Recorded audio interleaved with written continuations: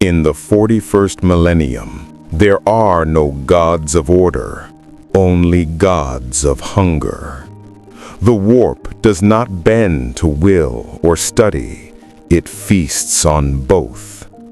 Yet, from beyond the veil of stars, from a dimension where magic answered to discipline and knowledge could bind even cosmic entities, came a man who had never learned that some doors should remain forever closed.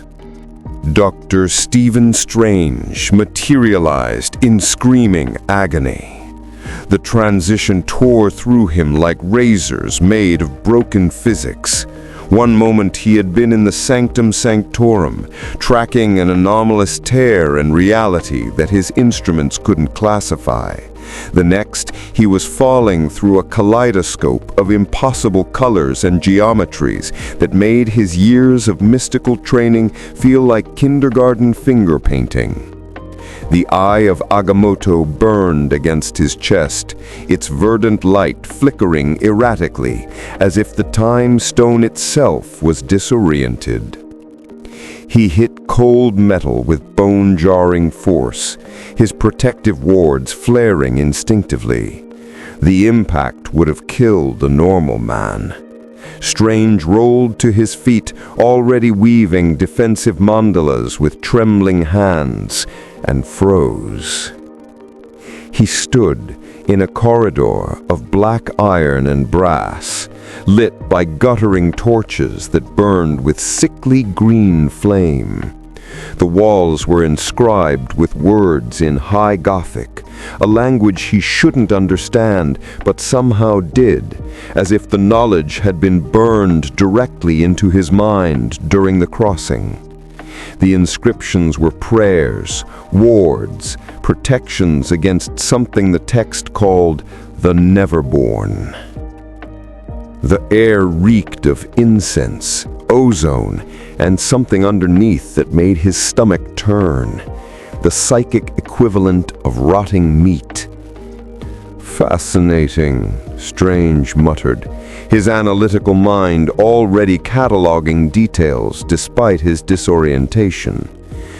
Dimensional breach into where exactly? His answer came in the form of blaring klaxons. Red emergency lighting flooded the corridor as blast doors slammed shut ahead of him and behind him. Strange heard bootsteps, dozens of them, moving with military precision. He raised his hands in what he hoped was a non-threatening gesture, though the crimson bands of Cyttorak remained ready at his fingertips. The first soldiers that rounded the corner were unlike anything from his experience.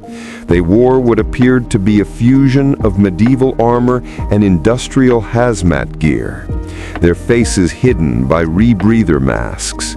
Each carried a weapon that looked like a rifle had been welded to a church bell, covered in purity seals and devotional script. "Halt, witch!" The lead soldier's voice was distorted by his mask's vox grill. "By the authority of the God Emperor's Holy Inquisition, you are bound for questioning. Surrender or be sanctioned." Strange's mind raced. God Emperor, Inquisition. The terminology suggested a theocratic military state, but the technology level was inconsistent. Advanced weapons, yes, but religious iconography integrated into every surface as if faith and function were inseparable. "I mean no harm," Strange said carefully, keeping his hands visible but ready. "I'm not from this dimension. There's been a mistake, if you'll allow me to explain." "Silence, warp spawn. Your taint is detected. You manifested aboard the Undying Vigil without warp signature, without transit. Only daemons breach our wards." Demons. The word carried weight here, laden with genuine terror beneath the soldier's training.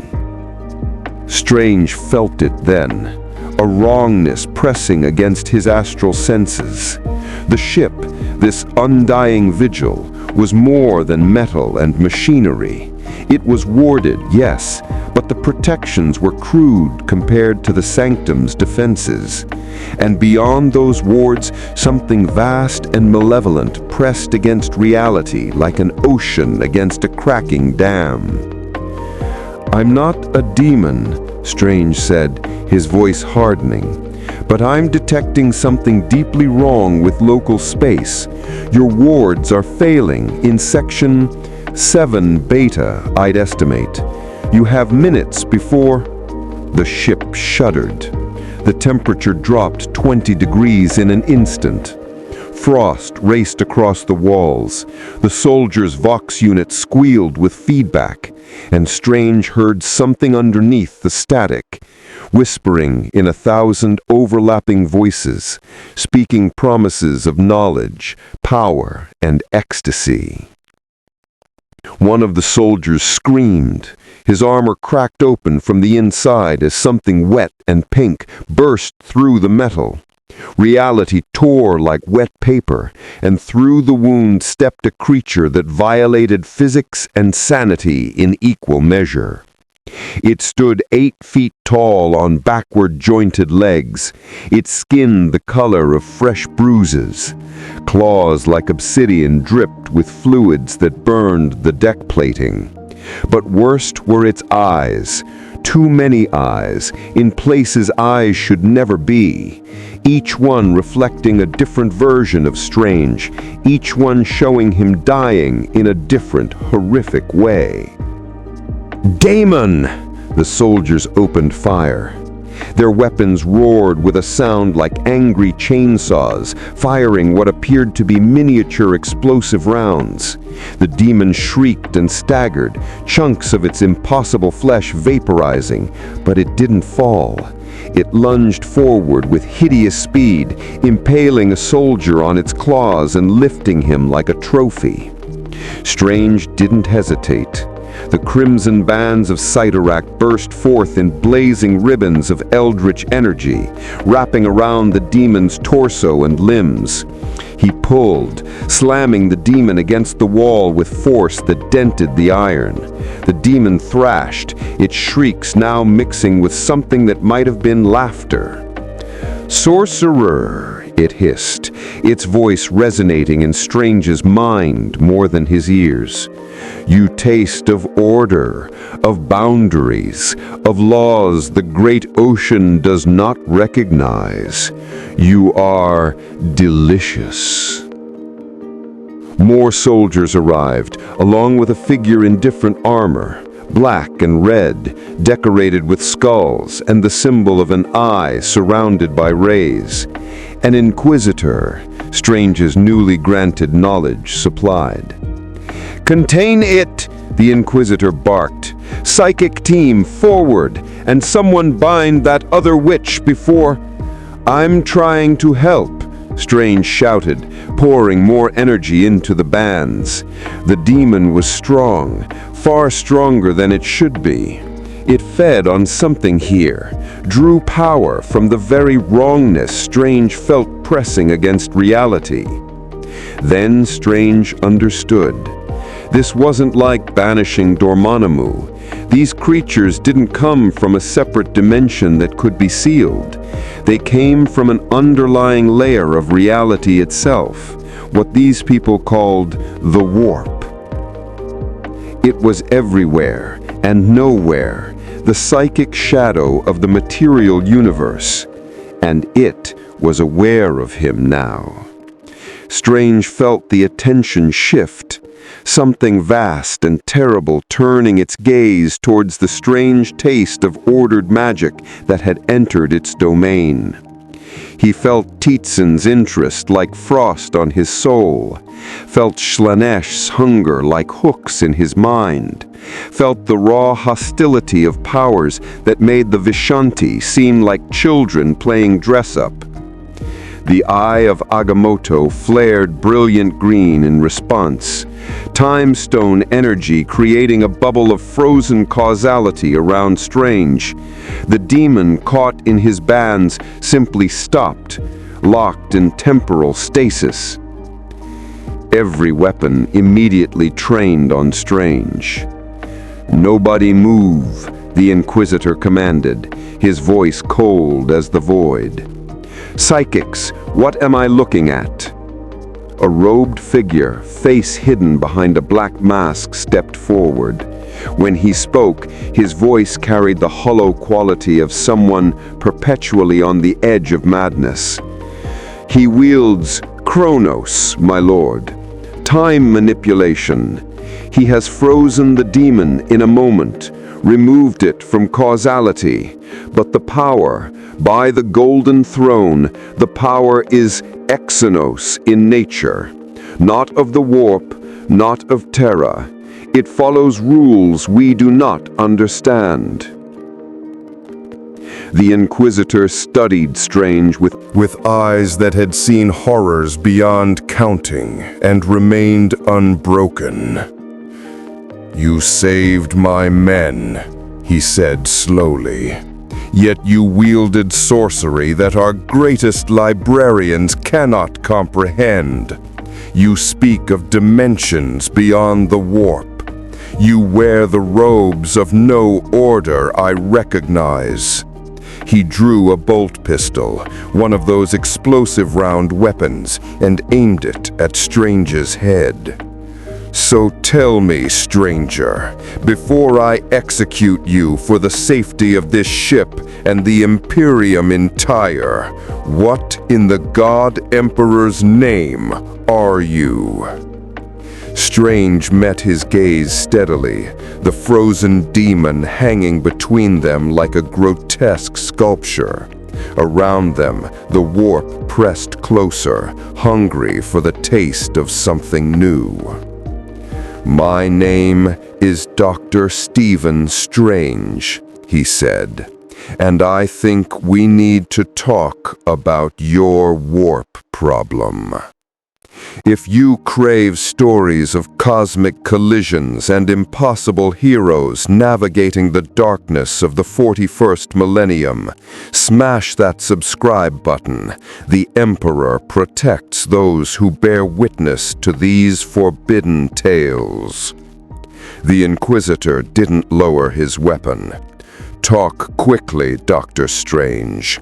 The demon won't stay frozen forever, and neither will my patience." The interrogation cell was less a room and more a statement of philosophy. Bare metal walls inscribed with prayers in a dozen dead languages. A single overhead lux globe that burned with the cold white light of a distant star. Manacles designed to restrain something far stronger than human, though they hadn't tried to use them on Strange yet. The Inquisitor had simply gestured to a chair, and Strange had sat. Professional courtesy between men who understood power, perhaps, or a test. "I am Inquisitor Cassius Valdane of the Ordo Melius," the man said, removing his helmet to reveal a face carved from old scars and older determination. Gray threaded his black hair. A bionic eye glowed red in its socket, whirring softly as it focused on Strange. "My order specializes in demonic threats. In 30 years of service, I have seen men become monsters, saints become sinners, and reality itself bend until it screams. Yet, I have never seen magic that operates like yours." Strange sat perfectly still, hands resting on the table between them. The eye of Agamotto pulsed faintly beneath his robes. They'd tried to remove it, found it wouldn't separate from his person, and wisely decided not to force the issue. "Where I come from, magic is a science. It has rules, structures, known entities that can be bargained with or banished. The Vishanti, the principalities, even beings like Dormammu, they're powerful, yes, but they operate within frameworks." "Dormammu?" Valdane's bionic eye dilated. "Explain." A dimensional entity, ruler of the dark dimension, a realm of pure mystical energy. I've prevented him from consuming my reality. Twice. Strange paused, reading Valdane's expression. You're wondering if I'm lying or insane. I'm wondering, Valdane said slowly, if you're a puppet that doesn't know its strings are being pulled. Chinch, the changer of ways, is fond of elaborate deceptions. He could implant false memories, create an entire fictional history, all to introduce a perfectly crafted corruption vector into the Imperium's heart. Strange had considered this. The dimensional crossing had been violent, disorienting. Could his memories be fabricated? But no, the eye of Agamotto responded to his will with the muscle memory of centuries of use. The crimson bands, the vapors of Valtor, the 7 sons of Cinnabis, all flowed from his hands like breathing. Test me, Strange said simply. Valdane smiled without humor. Oh, I intend to. He activated a vox panel. Bring in the subject. The door opened with a hiss of pressurized atmosphere. 2 soldiers in void black armor dragged in a man, or what had been a man. His skin was covered in pustules that wept greenish ichor. His eyes were jaundiced yellow, pupils dilated to pinpricks. He giggled softly, a wet, burbling sound. Nurgle's touch, Valdane explained, his voice clinically detached. Plague demon infection, early stage. In 6 hours, he'll be a mindless vector for diseases that can kill a hive city. In 12, he'll dissolve into a living pool of contagion. Standard protocol is immediate execution. He drew his bolt pistol and chambered around. But you claim to be a healer, a doctor even, so heal him. Strange stood slowly, approaching the infected man. His mystical senses recoiled from the wrongness emanating from those pustules. This wasn't disease as he understood it. This was metaphysical corruption, a rewriting of the man's fundamental nature at the level where biology met soul. What's his name? Strange asked. Valdane blinked, caught off guard by the question. Guardsman, 3rd Company. His name doesn't matter. It matters to me. Strange knelt beside the man, meeting those yellowed eyes. Behind the infection, he saw terror. The man was still conscious, still aware, still fighting.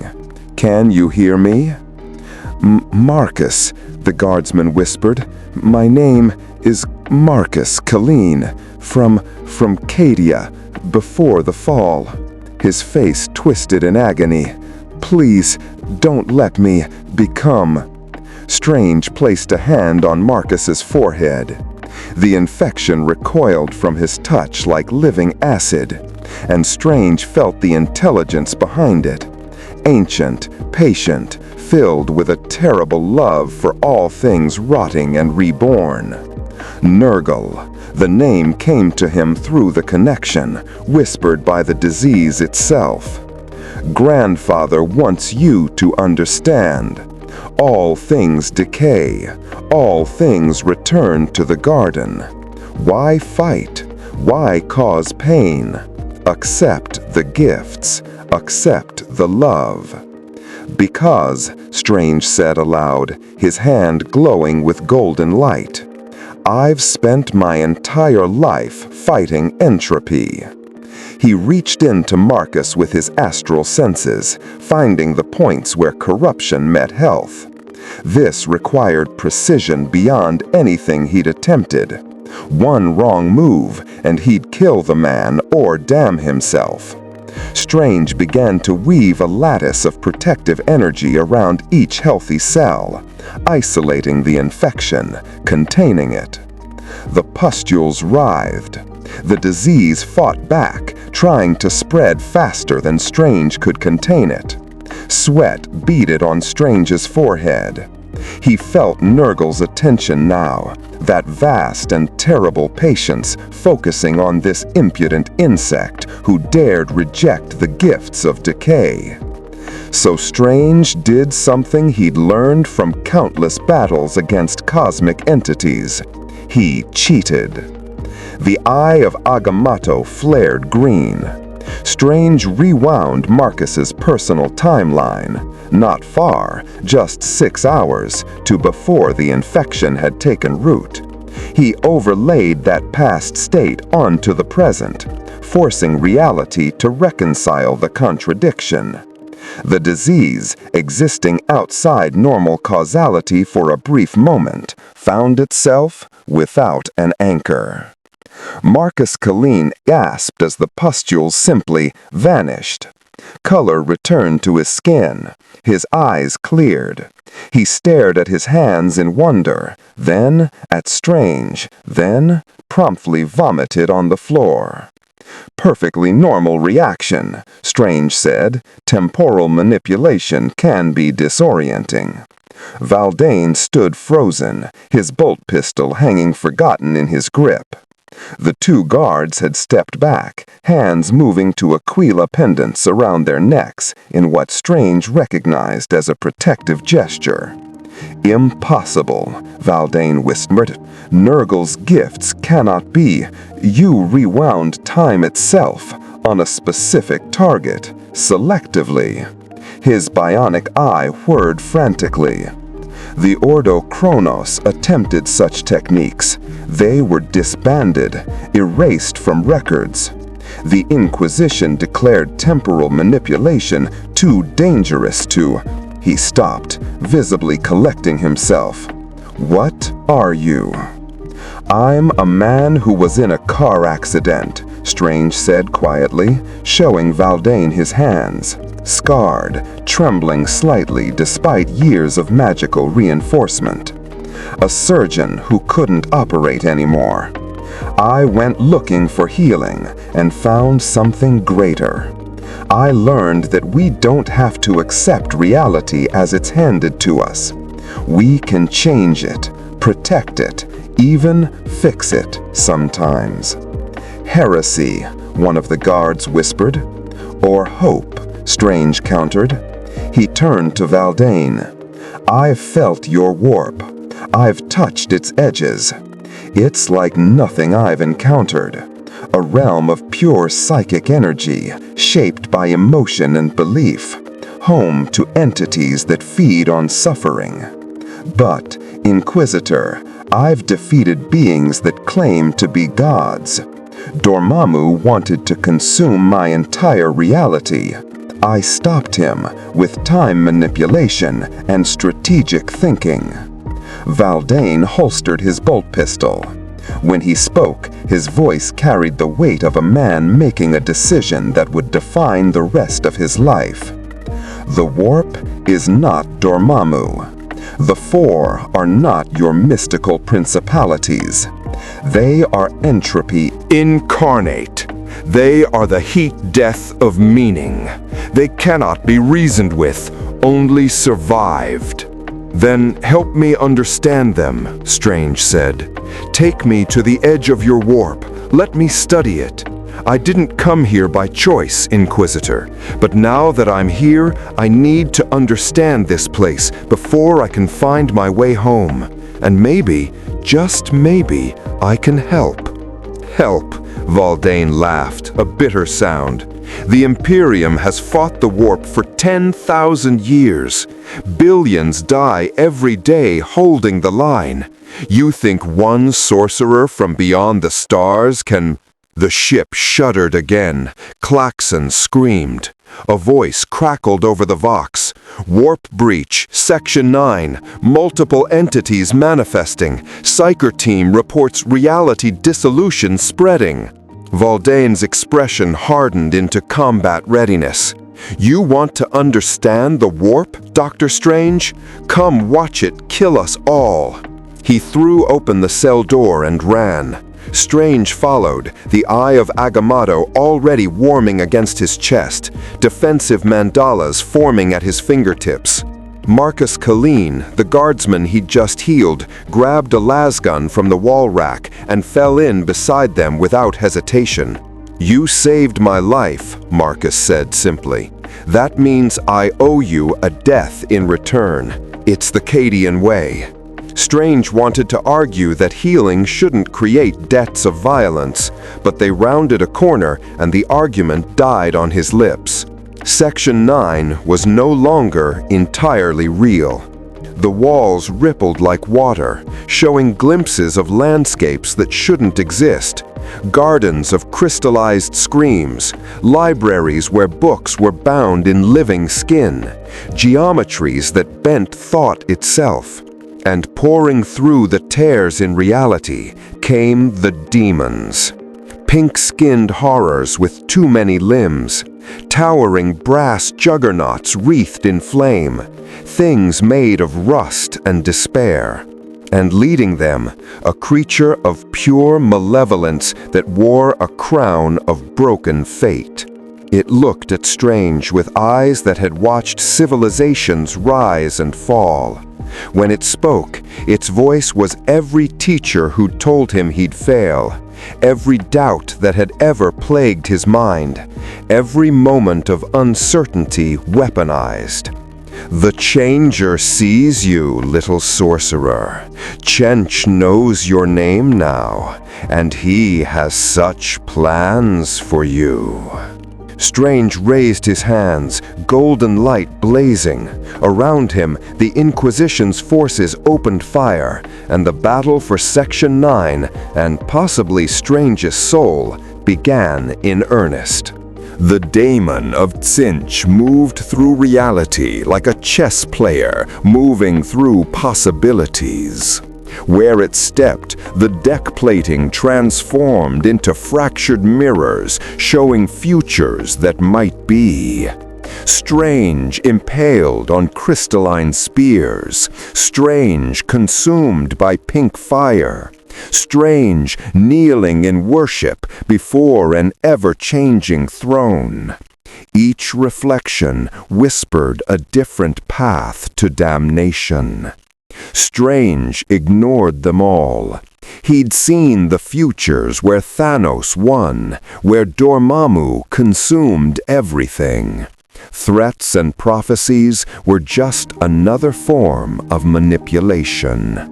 Shields of the Seraphim! Golden light erupted from his hands, forming a translucent barrier between the breach and Valdane's soldiers. Demonic claws scraped against the shield, sending sparks of mystical energy cascading across its surface. The creatures shrieked, not in pain, but in what sounded disturbingly like curiosity. "Concentrate fire on the breach edges," Valdane commanded, his bolt pistol barking thunderously. Each shot detonated with the fury of a small grenade, tearing chunks from the lesser daemons. But for every one that fell, two more seemed to push through the wound in reality. "Psyker teams, reinforce the Gellar field. We need to—" A robed Psyker, face hidden behind a mask inscribed with protective wards, stepped forward. His hands glowed with writhing purple energy as he reached toward the breach. For a moment, Strange felt the man's power, raw, undisciplined, fueled by desperation and faith rather than understanding. Then, the Psyker's head exploded. Not physically, worse. His skull remained intact, but something vast and terrible forced its way through his mind like a battering ram through parchment. The Psyker's body convulsed, skin splitting as pink and blue flames erupted from within. His screams took on multiple tones, multiple voices, as something else began speaking through his mouth. "All flesh is but a gateway," the possessed psyker intoned. "All minds are but playgrounds. Tsinch knows, Tsinch sees, Tsinch." Strange's hand shot forward, crimson bands of Sitorak. The mystical restraints wrapped around the possessed man, cutting off his chanting. Strange pulled hard, slamming him away from the other soldiers. The thing inside the psyker fought back, and Strange felt its power. Not just strength, but knowledge. It knew things about him already. It had tasted his thoughts during the healing, learned the architecture of his mind. "Fascinating," the daemon purred through its stolen mouth. "You are order in a universe of chaos, rules in a realm without law. Tell me, sorcerer, have you felt it yet? The way your precious structure crumbles here. The time stone flickers. Your portals attract unwanted attention. Your astral form would be devoured in seconds. You are a god in a child's body, and the warp is very, very hungry." "I've heard this speech before," Strange said, tightening the bands. "Dormammu promised me eternity. Nightmare offered dominion over dreams. Every cosmic entity I've faced has assumed I want power." He met the daemon's multi-hued eyes. "I just want to understand." "Understanding is power in the great ocean," the daemon laughed. "And Tsinch is understanding incarnate. Every secret, every mystery, every hidden truth, all belong to the architect of fate. You seek knowledge of the warp. Come, dive deep. We'll teach you everything." Strange felt the pull, not physical, but psychic. The daemon was offering him a direct link, a chance to truly comprehend this nightmare dimension. Part of him, the part that had spent years mastering the mystic arts through relentless study, desperately wanted to accept. How could he fight what he didn't understand? But he'd learned caution the hard way. Valdane, the possessed man, can he be saved? The Inquisitor's response was cold. "No, the daemon has rooted too deep. Protocol dictates immediate execution." "He's still in there," Strange protested. "I can feel his consciousness, trapped but present. And every second we delay, it learns more about us." Valdane raised his bolt pistol. "This is mercy, Doctor." The shot took the possessed psyker in the chest. The explosion of blessed ammunition tore through corrupted flesh and daemon stuff alike. The creature shrieked as it was forced back through the breach, its hold on the material realm severed by the host's destruction. Strange stared at the corpse. In his world, he'd taken an oath: first, do no harm. Here, mercy wore the face of execution. The dissonance churned in his gut. "Focus, sorcerer," Valdane snapped, more coming through. He was right. The breach was widening. Through it, Strange could see the warp itself.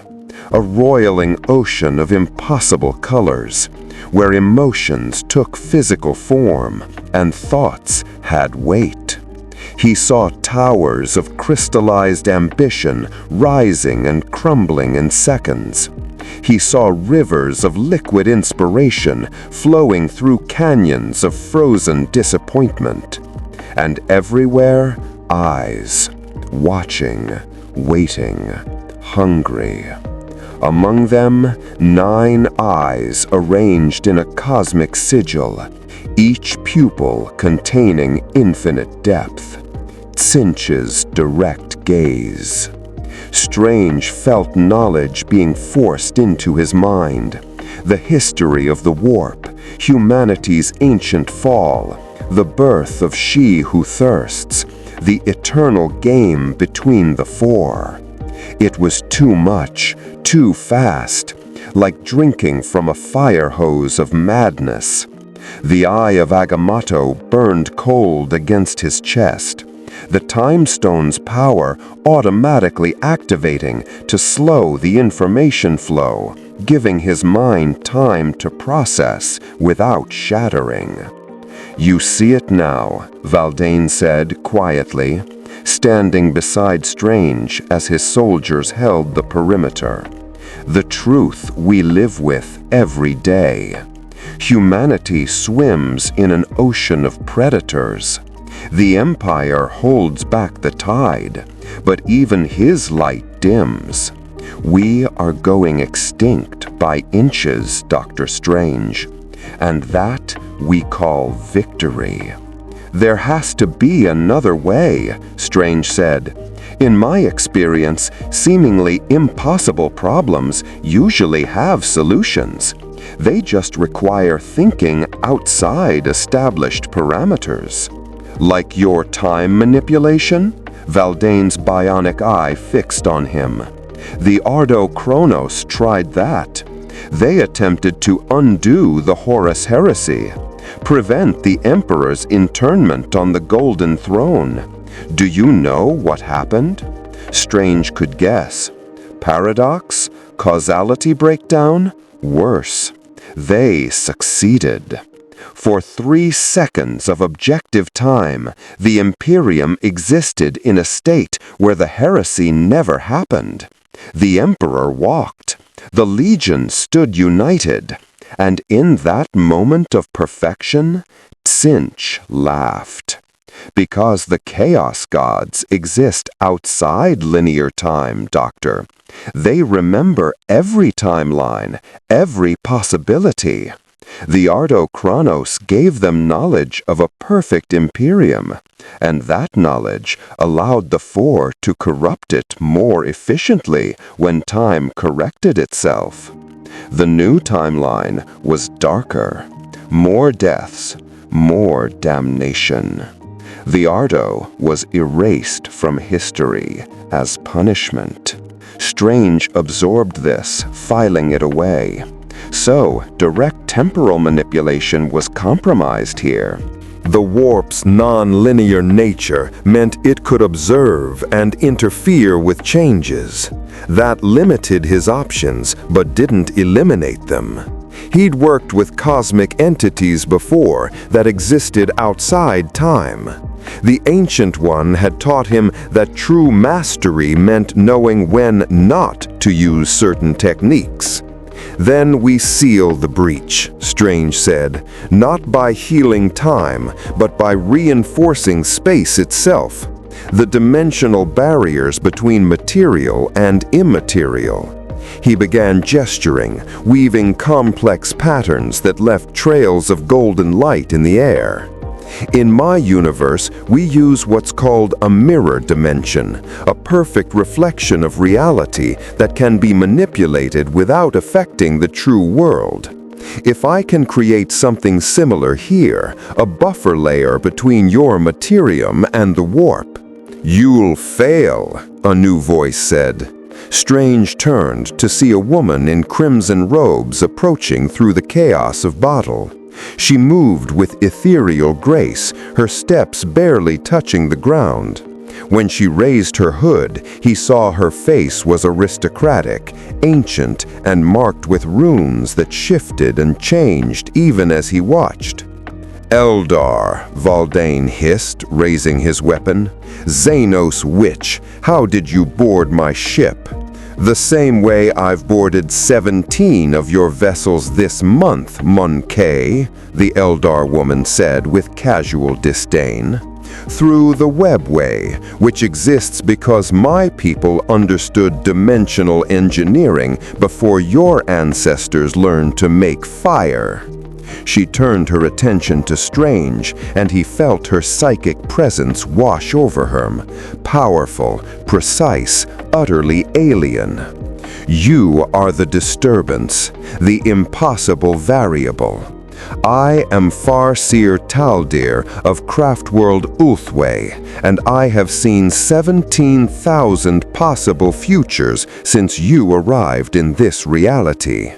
In 16,973 of them, you die screaming.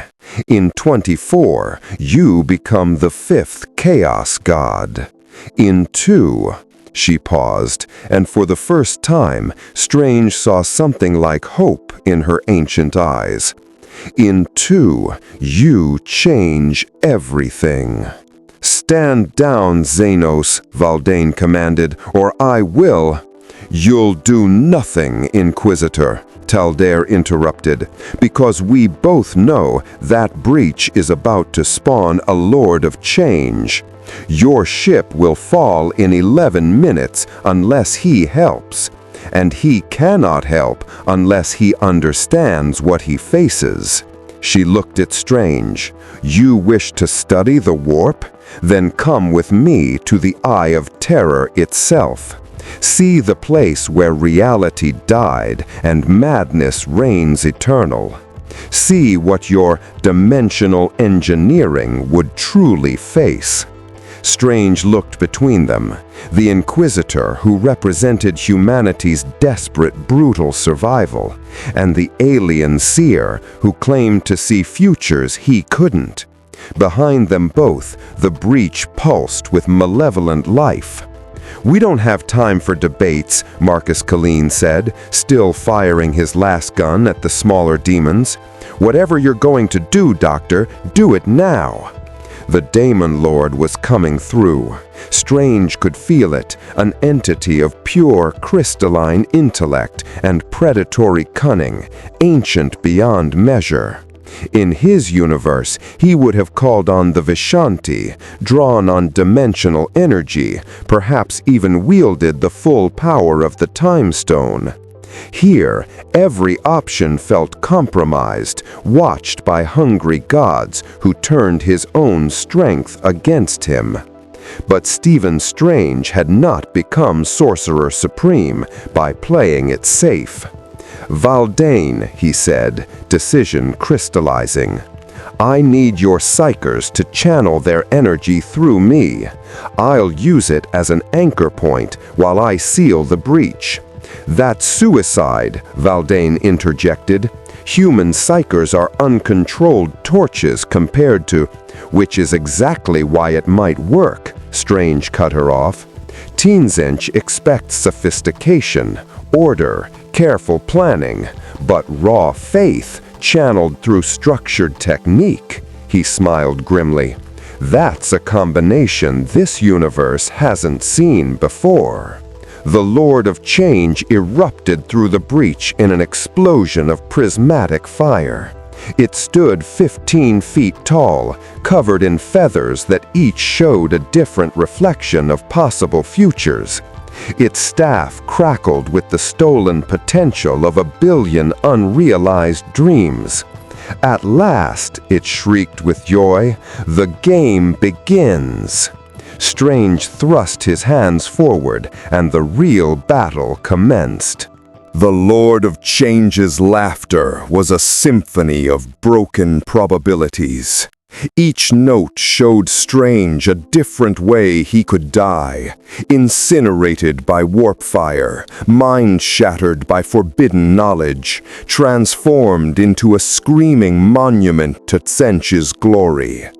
The daemon's staff swept through the air, and reality rewrote itself in its wake. Walls became doorways into impossible spaces.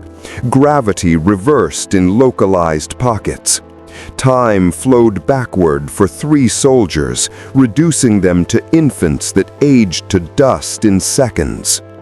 Strange countered with the winds of Watum, hurricane force mystical energy that scattered the temporal distortions. But the daemon simply laughed harder and adapted. It was learning from every spell Strange cast, reverse engineering his techniques in real time. "Your magic is so structured," the Lord of Change cooed, dodging a bolt of eldritch lightning. "Like a beautiful puzzle box. Each component fits precisely into the next. Cause leads to effect. Energy input equals power output. It's adorable how you think that matters here." It thrust its staff forward. The tip touched Strange's shield of the Seraphim, and instead of bouncing off, it asked permission. The shield, bound by laws of mystical contract and reciprocal energy exchange, hesitated for a microsecond, and that was enough. The daemon's power slithered through like water through cracks. Strange felt agony as warp fire scorched his left arm. The pain was wrong, operating on levels beyond mere nerves. It hurt his concept of having an arm, burning the idea of flesh from his psyche. He fell to one knee, gasping. "You see?" The daemon circled him like a predator. "Your magic obeys rules. Mine makes the rules up as it goes. Every spell you cast, I learn. Every technique you employ, I counter.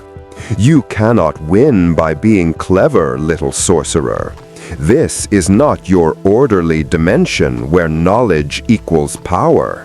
Here, power equals power, and I have so much more than you." Valdane's bolt rounds tore through the daemon's wing. It regenerated instantly, not healing, but simply deciding it had never been wounded. "Cute," it said to the Inquisitor, "but I've been playing this game for 10,000 of your years. What's your plan B?"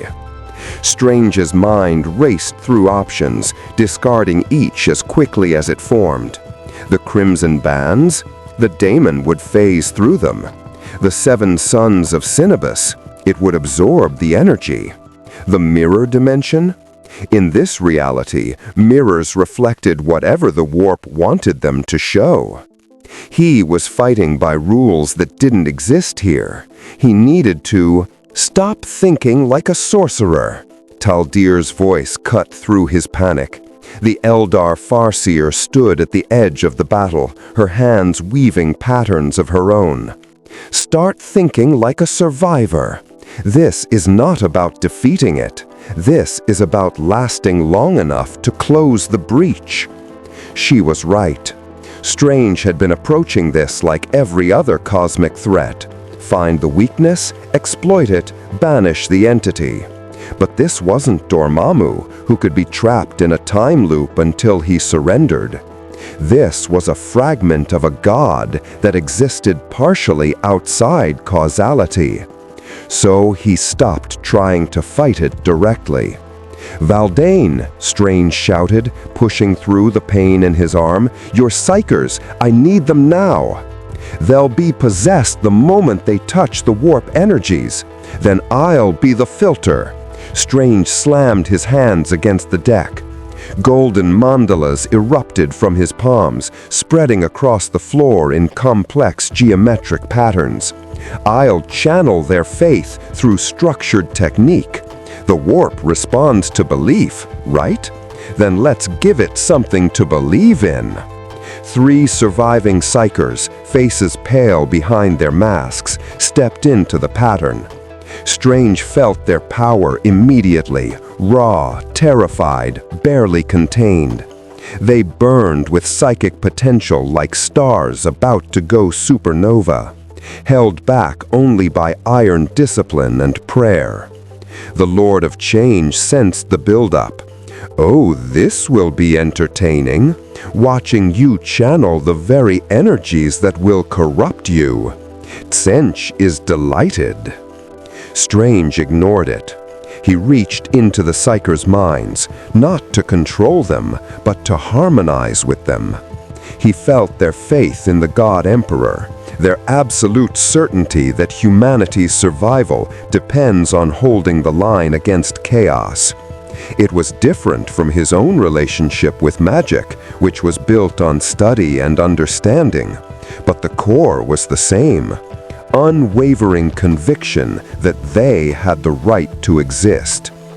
By the Vishanti and the God Emperor both, Strange intoned, weaving the words into a binding phrase. I call upon the space between spaces, the boundary that separates real from unreal, the edge where order meets chaos and neither can pass. The Psykers echoed him. The Emperor protects, the Emperor provides, the Emperor is eternal. Their combined will flowed through Strange's structured casting, taking on form and purpose. Golden light mixed with the harsh white glare of the Emperor's psychic presence, or what humanity believed was the Emperor's presence, which in the warp amounted to the same thing. The energy coalesced into a spear of pure banishment. Strange hurled it at the breach. The Lord of Change intercepted it with its staff, and for a moment the two forces were locked. Structured sorcery meets chaotic adaptation. Faith in human survival meets predatory hunger for human souls. The daemon strained, its crystalline eyes showing futures where it won. And for the first time, Strange saw fear flicker across those endless possibilities. You're cheating, the daemon hissed, mixing systems, breaking paradigms. That's my domain. I learned from the best, Strange gritted out, pouring more energy into the spear. Tsench wanted me to understand his realm. Well, I understand that you feast on expectation, on patterns you can predict and corrupt. But I'm not from here. I don't play by rules you've spent eons mastering. The spear flared brighter. I make up new ones. The spear broke through the staff and struck the breach. Reality screamed. The wound in space began to close, but not cleanly. It thrashed like a living thing, pulling against Strange's will. Through the narrowing gap, he saw the warp beyond, saw Tsench's infinite eyes watching with something that might have been approval or might have been hunger, probably both. The Lord of Change dissolved into shrieking fractals of light. This changes nothing. He sees you now, sorcerer. Tsench has 9,999 plans, and you've just made yourself relevant to 9,000 of them. Enjoy your doom. Then it was gone, pulled back through the closing breach. Strange held the seal for another 30 seconds, reinforcing it with every technique he knew, before the breach finally closed, with a sound like reality exhaling in relief. He collapsed, the Psykers fell unconscious around him, and Valdane was there immediately, checking them all for signs of corruption. "Status," the Inquisitor demanded. "No taint detected," one of his acolytes apported. "The Psykers are exhausted but clean. The Xenos is... Where did the Xenos go?" Taldir had vanished, but Strange found a small runestone on the deck where she'd stood, inscribed with coordinates and a simple message in a language his magically enhanced understanding could parse. "When you're ready to see the truth, come here. The Eye of Terror awaits." Strange pocketed the stone before Valdane could see it. "Dr. Strange," Valdane's voice was different now, still cautious, but with a thread of respect. "You sealed a major breach with a technique I've never seen. You channeled psyker energy without corruption. You forced a Lord of Change into retreat." He paused. "The Inquisition has use for someone with your talents. Join us. Help Humanity survive." Strange looked at the bodies of the soldiers who hadn't made it, at Marcus Colleen, who had fought beside him without question, at the burn on his arm where reality itself had tried to unmake him. He thought about the daemon's words. "Tzeentch has 9,000 plans, and you're relevant to 9,000 of them." "I can't stay here," Strange said quietly. "I have my own universe to protect, people who depend on me. Wong is probably tearing through dimensions looking for me right now." "Then help us before you go," Valdane pressed. "You wanted to study the warp. I can take you to our greatest scholars, our most protected libraries. The Ordo Malleus has 10,000 years of accumulated knowledge about demonic entities, all of it at your disposal." It was tempting. Knowledge was Strange's weakness, always had been. But something about the offer felt wrong, too neat, too much like what Tzeentch would want. Strange buried in Imperial bureaucracy, studying texts that had already been read 1,000,000 times, while the real mysteries remained unexplored. The runestone in his pocket felt warm. "I appreciate the offer, Inquisitor," Strange said, choosing his words carefully. "But I think I need a different perspective first. Your Imperium has survived for 10 millennia doing things one way. Maybe what I need is to see what others have tried." Valdane's expression hardened. "Others? You mean Xenos? You mean heretics?" His hand drifted toward his bolt pistol. "The alien, the mutant, the heretic, these are humanity's enemies, Doctor. If you consort with them, you become one of them." "Or," Strange countered, "I become someone who's seen the full picture, someone who can offer genuine insight instead of just reinforcing existing dogma." He met Valdane's gaze steadily. "I've defeated cosmic entities by understanding them, not just fighting them. Let me try the same approach here." For a long moment, the Inquisitor said nothing. His bionic eye whirred, processing information, calculating threat assessments. Finally, he spoke. "You have 72 hours. After that, if you haven't returned to Imperial protection, I will classify you as a potential corruption vector. The Ordo Malleus will hunt you. We will find you, and we will determine whether you're humanity's salvation or its doom." "Fair enough," Strange said. He began weaving a portal, not back to his universe, which felt impossibly distant, but to the coordinates on the runestone. The portal flickered and sparked, attracting attention from things in the warp that immediately tried to push through.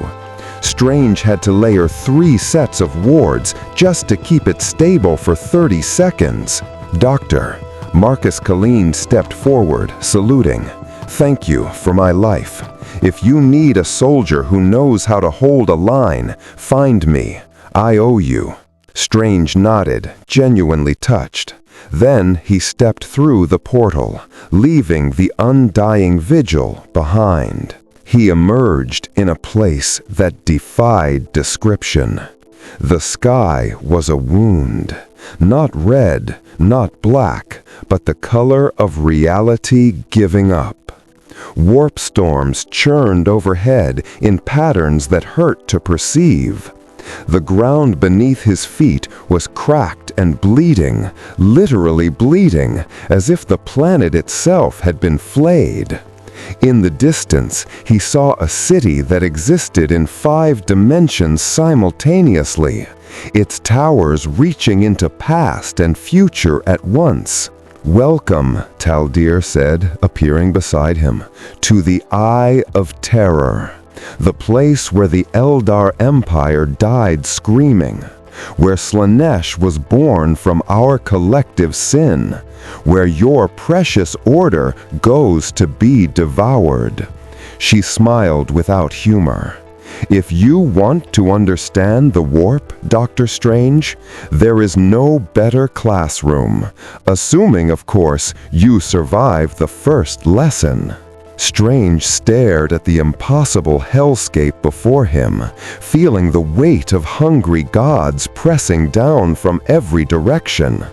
The eye of Agamotto pulsed irregularly, the time stone struggling to function in a place where time was more suggestion than law. He'd wanted to understand the warp. Now he was standing at its heart. "Lesson 1, Taldir said softly.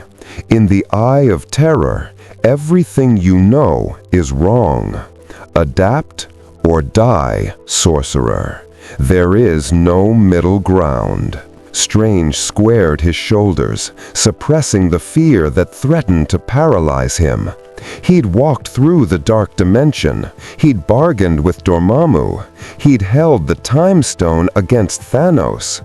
But he'd never faced anything like this. "Then, let's begin." The Eye of Terror was a lesson in madness written across the fabric of space itself. Strange walked through ruins that had been cities, monuments, temples, before Slaanesh's birth had turned them inside out. Buildings groaned with pleasure at their own collapse.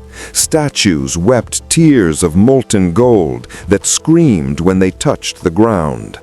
The air tasted of colors that shouldn't exist and smelled of emotions that had no names. Taldir moved through this nightmare landscape with the ease of someone who'd long ago accepted that sanity was a luxury. She led Strange deeper into the eye, past warbands of Chaos Space Marines who watched them with hungry, calculating eyes but didn't attack. Past demon packs that circled at a distance, testing, probing, but ultimately staying back. "They fear you," Strange observed. "They fear what you represent," Taldir corrected. "A variable Zinch hasn't fully calculated. Attacking you might serve his plans, or it might ruin them, so they wait for clearer instruction." She glanced at him. "Enjoy the hesitation while it lasts.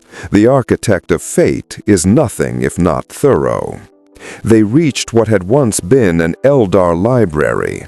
Now it was a twisted amalgamation of crystallized thought and fossilized memory. Shelves stretched into dimensions Strange's eyes couldn't properly track. Books opened themselves, pages flipping to show prophecies, histories, and futures that hadn't been written yet. "This is the Black Library's shadow," Taldir explained. "The echo of what we lost when She Who Thirsts was born. Everything my people knew about the warp, about psychic manipulation, about the relationship between material and immaterial. It's here, fragmented and corrupted, but still readable if you know how." Strange approached one of the tomes. The moment his fingers touched its spine, knowledge flooded his mind. The history of the Eldar at their height, a civilization that had mastered psychic power so completely they'd reshaped reality on a whim. They'd created pocket dimensions for pleasure, twisted time for entertainment, birthed new emotions just to experience them. And their excess had literally birthed a god, Slaanesh, the Prince of Pleasure, born from 10,000 years of Eldar depravity crystallizing in the warp. The psychic scream of her awakening had killed trillions, torn a permanent wound in reality, and cursed the surviving Eldar to have their souls hunted for eternity. "You want to fix the warp," Taldir said, watching him absorb the information. "Every great mind that's gazed into this abyss has wanted the same thing. The Emperor tried. He built the Empire as a fortress of human will, tried to starve the Chaos Gods by suppressing emotion and religion. It failed spectacularly. The Primarchs tried. Half fell to chaos, half died holding the line. The Eldar tried. We birthed a fifth god in the attempt. So your answer is to do nothing? Strange challenged, setting down the tome. To just accept that humanity and every other species is slowly being consumed? My answer is to survive. Taldir's voice cracked with ancient pain. Do you know what it's like, sorcerer, to feel your entire species' collective soul being devoured? Every Eldar who dies without a spirit stone is pulled into the warp, where Slaanesh tortures them for eternity. We are already damned. We just fight to delay the final meal. Strange moved to another section of the library, where the books showed diagrams of the warp structure. He recognized some principles: dimensional layering, psychic resonance, belief made manifest. But the scale was terrifying. The warp wasn't a separate dimension like the dark dimension. It was an underlying layer of this universe, the psychic shadow cast by every thinking being. Every emotion fed it, every thought shaped it, and the Chaos Gods sat at the top of that food chain, gorging themselves on suffering. What if, Strange said slowly, an idea forming, the problem isn't the warp itself? What if it's the imbalance? Taldir's eyes narrowed. Explain. The Chaos Gods represent aspects of consciousness, ambition, rage, despair, pleasure. They're extremes, yes, but they're also incomplete. Tzench is change without stability. Khorne is strength without mercy. Nurgle is acceptance without hope. Slaanesh is sensation without meaning. Strange gestured at the diagrams. In my universe, the Vishanti represent order, but they're balanced by entities representing chaos. Neither can exist without the other. But here, the war in heaven destroyed that balance millennia before humanity even existed. The Old Ones and the Necrons fought a war that killed gods and shattered the natural order of the warp.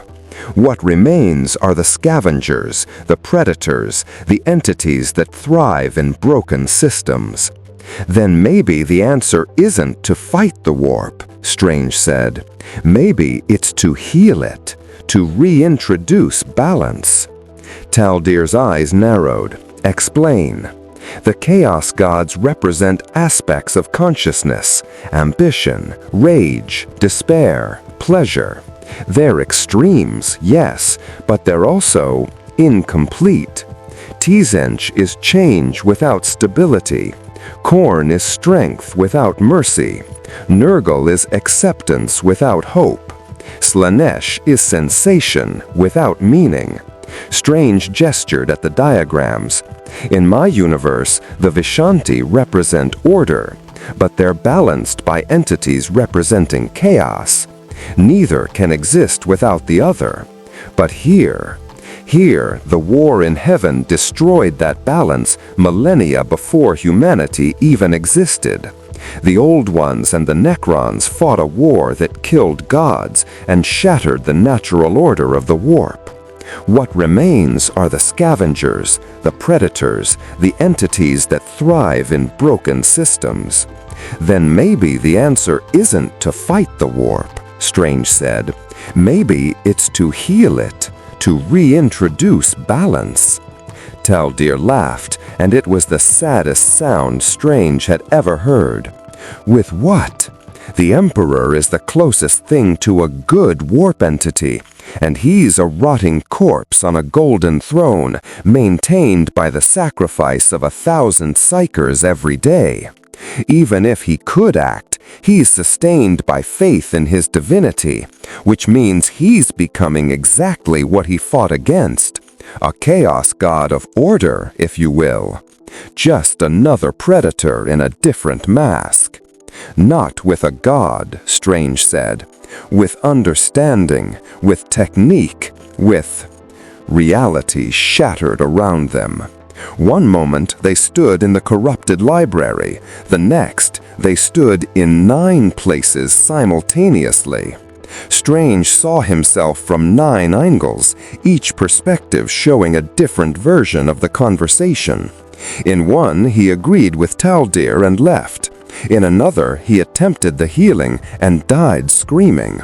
In a third, he succeeded and became worse than the Chaos Gods combined. And in the center of all 9 realities stood Tzench, or at least a manifestation the mortal mind could partially comprehend. A mass of feathers and eyes and hands and mouths, constantly shifting, never the same shape twice. When it spoke in 9 voices that harmonized into something that bypassed Strange's ears entirely and planted words directly into his consciousness. The sorcerer contemplates balance. How delightful, how predictable, how perfectly according to plan number 7412. Strange instinctively raised his defenses, but golden mandalas flickered and died against the weight of divine attention. The eye of Agamotto went cold, the time stone refusing to activate in the presence of something that existed across all possible timelines simultaneously. You wish to heal the warp, Tzench continued, to restore balance, to save both your universe and this one by bridging the gap between ordered magic and chaotic faith. All 9 mouths smiled. I can help with that. Don't listen, Taldir hissed, her voice barely audible against the god's presence. This is how it corrupts. It offers exactly what you want, wrapped in logic that seems unassailable. I offer knowledge, Tzench interrupted. The sorcerer's currency, the only thing he values above his own life. The god's attention focused, and Strange felt the weight of infinite futures pressing down on him. I know how to balance the warp. I know the ritual, the formula, the precise arrangement of power that would stabilize the Imperium and save countless lives. I will teach it to you freely. Strange's mouth went dry. Every instinct screamed trap. But Tzench's words resonated with something deeper. The part of him that had studied for years, sacrificed relationships and comfort and safety, all in pursuit of mastery over forces beyond mortal ken. If there was a way to fix this nightmare universe. What's the price? Strange asked, because there was always a price. Simply this: stay. Abandon your universe. Make this realm your home. Study here. Learn here. Grow here. Become the bridge between systems you envision. The god's feathers rustled with pleasure. I will even sweeten the arrangement. I will send another to your universe in your place. A perfect copy with all your memories, all your skills.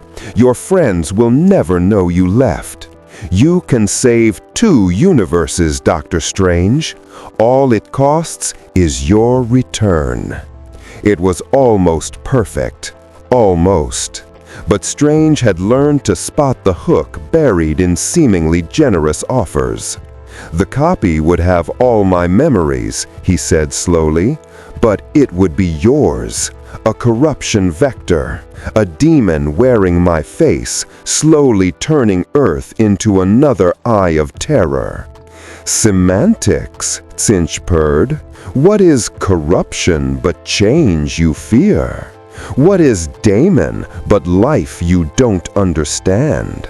No, the word came out harder than Strange intended. I've heard this before. Dormammu offered me eternal life if I just let him consume one reality. Nightmare promised dominion over dreams if I'd surrender the waking world. Every entity with power thinks they're offering a fair trade. He straightened, meeting the god's ninefold gaze.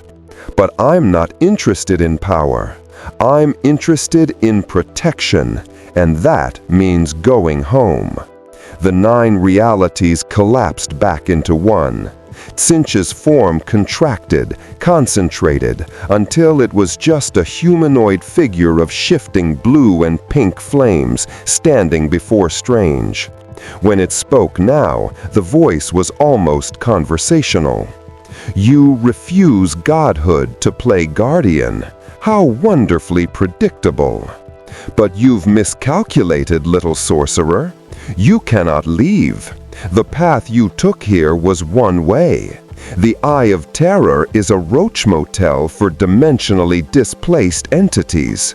You check in, but you don't check out." Ice flooded Strange's veins. "You're lying." "Am I?" Tzeentch gestured, and Strange saw it. The truth written in the structure of space itself. The portal he'd taken from the Undying Vigil hadn't just moved him spatially. It had pulled him deeper into the warp's gravity well. Escaping now would require power he didn't possess, especially not with the Time Stone compromised. "However," Tzeentch continued, "I am not without mercy. Serve me. Truly serve me, and I will return you home with the knowledge to save both universes. Refuse and wander the Eye of Terror until your mind breaks and your body is consumed. Those are your only options." Strange looked at Taldir. The Farseer's face was unreadable, but her thoughts screamed across their brief psychic connection. This was always the destination. "I am sorry. You brought me here to trap me?" Strange said quietly. "I brought you here to show you reality. The Imperium offers false hope through ignorance. Chaos offers false power through damnation. I offer truth. We are all already lost. The only question is how we spend our final moments." Strange closed his eyes. He thought of Wong, probably tearing through the sanctum looking for clues, of the Avengers who'd learned to call on him when cosmic threats emerged, of all the people in his universe who counted on the Sorcerer Supreme to stand between them and things that hungered in the dark. He thought of Marcus Colleen, who'd fought beside him despite just being healed, of the Psychers who channeled their faith through his structured technique, of Valdane offering alliance despite distrust. 2 universes, countless lives, and one impossible choice. Strange opened his eyes and looked directly at Tzeentch. "I need time to think." "Time is my domain too," the god laughed. "But very well. You have until the stars align. In your measurement, approximately 72 hours. The figure began to dissolve. "Choose wisely, Stephen Strange. Choose to save everything, or choose to save nothing. Those are the only paths left to you now." Then it was gone, leaving Strange and Taldir alone in the corrupted library, surrounded by the knowledge of dead civilizations and the weight of impossible decisions. "I'm sorry," Taldir said again. "But you needed to see, to understand. The warp doesn't offer happy endings." Strange didn't answer. He was already thinking, analyzing, looking for the third option that always existed if you were clever enough to find it. He'd escaped Dormammu's dark dimension. He'd broken free of Nightmare's dream prison. He'd stolen the Time Stone from Thanos mid-snap. There was always a way, always a gap in the cage, always. The eye of Agamotto pulsed once, weakly, and Strange felt it, a connection, gossamer thin, stretching across dimensions. Wong was searching. The Ancient One's protections on the sanctum were reaching out, trying to find their lost Sorcerer Supreme. It wasn't much, but it was something. And Stephen Strange had built a career on turning something into enough. "Taldir," he said quietly, "I'm going to ask you a question, and I need you to answer honestly. Can the Eldar still access the webway from inside the eye?" She studied him for a long moment. "Yes, but the paths are compromised, watched by she who thirsts. Traveling them is suicide." "Suicide for your people," Strange corrected. "What about someone Slanesh hasn't tasted yet? Someone whose soul doesn't smell like Eldar?" Understanding dawned in Taldir's ancient eyes. "You're not thinking of surrendering. You're thinking of escaping." "I'm thinking," Strange said, a grim smile crossing his face, "that Tzeentch made a critical error. He told me I had 72 hours. That means he believes I need time to accept his offer, which means he doesn't think I can escape before then." The smile widened. "And if a God of infinite knowledge doesn't think I can do something, then, by definition, he's left me a blind spot to work with." "That's insane," breathed Taldir. "No," Strange said, already beginning to weave detection spells to map the local webway entrances. "That's hope, and in a place like this, hope is the most dangerous weapon of all." He had 72 hours to do the impossible. Again.